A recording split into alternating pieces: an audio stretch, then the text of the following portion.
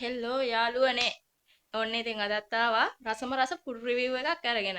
ඉතින් මේක වෙනස්ම විදිහේ ෆුඩ් රිවිව් එකක්. ඔයාලා thumbnail එකෙන් දකින්න ඇති අද මම මොනවද අරගෙන ආවේ කියලා. ඉතින් වැඩි කතා ඕනේ නැහැ. අපි ආ වීඩියෝ එකට යන්න කලින් ඔයාලට පොඩි දෙයක් මතක් කරන්න ඕනේ. ඔයාලා කැමති මොනවා හරි ෆුඩ් චැලෙන්ජ් තියෙනවා නම් පහලින් කමෙන්ට් එකක් දාන්න. අනිවාර්යෙන් මම ඒව ඔයාලට අරගෙන එනවා. ඉතින් මේ තියෙන්නේ අද මම රිවිව් කරන්න හදාගත්ත ෆුඩ් අයිටම් දෙක. කුරක්කන් රොටි, පොල් රොටි.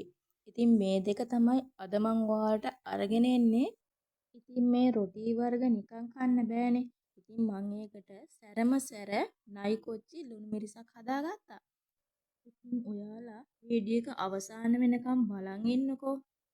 ඔන්න ඉතින් මං හදාගත්ත අයිටම් දෙක ලුණු මිරිසක් එක්ක තියෙනවා. අපි දැන් ඉතින් කාලා බලමු කුරක්කන් රොටියේ පොල් රොටියේ වෙනස කොහොමද කියලා. ඉතින් අපි මුලින්ම try කරලා බලමු කුරක්කන් රොටිය.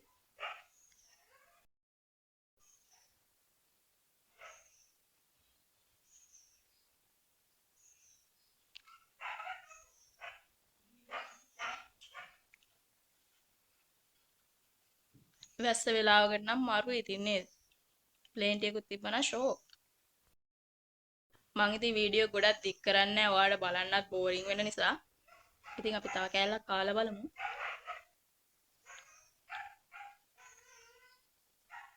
අපි දැන් පොල් රොටිය බලමු කොහොමද රස කියලා.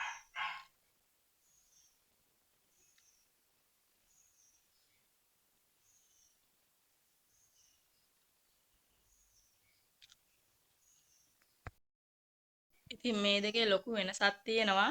සාමාන්‍යයෙන් ඔයාලා කාලා තියෙනවා නම් අනිවාර්යෙන් මේ වෙනස ඔයාලට හොඳටම දන්න ඇති.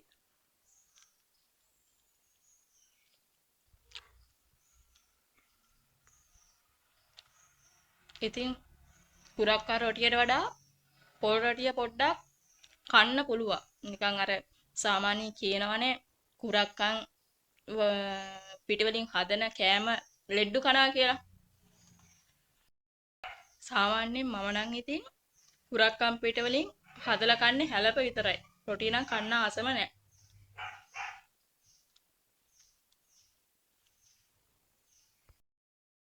ඉතින් කුරක්කන් රොටියේ පොල් රොටියේ වෙනස ගත්තොත් ඉතින් සාමාන්‍යයෙන් පොල් රොටිය කන්න පුළුවන්. ඉතින් කුරක්කන් පොල් රොටිය පොඩ්ඩක් කන්න අමාරුයි. මොකද ඒක එච්චර රහක් නැහැනේ. සාමාන්‍යයෙන් අපි කතාවටත් කියනවා කුරක්කන් රොටි කන්නේ ලෙඩ්ඩු කියලා. ඉතින් ඒ වගේ තමයි මම නම් වැඩි කැමැත්තක් නැහැ කුරක්කන් රොටි වලට.